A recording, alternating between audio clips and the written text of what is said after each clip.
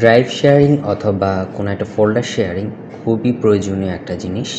তো আজকে আমরা দেখব একটা ড্রাইভ কীভাবে শেয়ার করা যায় এবং একটা ফোল্ডার যদি আমরা স্পেসিফিক কোনো ইউজারের সাথে শেয়ার করতে চাই কীভাবে করা যায়। প্রথমে আমরা একটা ড্রাইভকে সিলেক্ট করে নিব। ওকে, ড্রাইভকে সিলেক্ট করে তার প্রপার্টিসে যাব।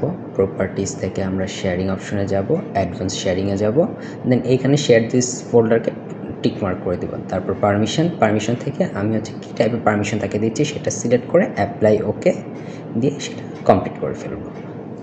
এইটুকু করলেই আমাদের একটা ড্রাইভ শেয়ার হয়ে যাবে।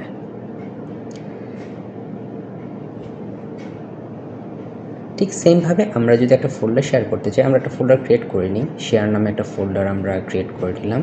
দেন সেমভাবে আমরা হচ্ছে প্রপার্টিসে যাব। প্রপার্টিস থেকে শেয়ারিং অপশন, অ্যাডভান্স শেয়ারিং, আমরা দেখতে পাচ্ছি এখানে কিন্তু নট শেয়ার হয়ে আছে।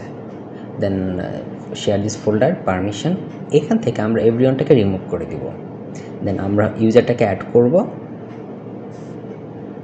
আমাদের ডোমেইনে যে ইউজারটা আছে সেটাকে আমরা অ্যাড করলাম এবং কি সেই ইউজার নেম এবং পাসওয়ার্ডটা দিয়ে আমরা ওকে করে দেব। তো এইভাবেই শেয়ার হয়ে গেল একটা ফোল্ডার। এখন এই ফোল্ডারটা শুধু এই ইউজার ছাড়া অন্য কোনো ইউজার অ্যাক্সেস পাবে না।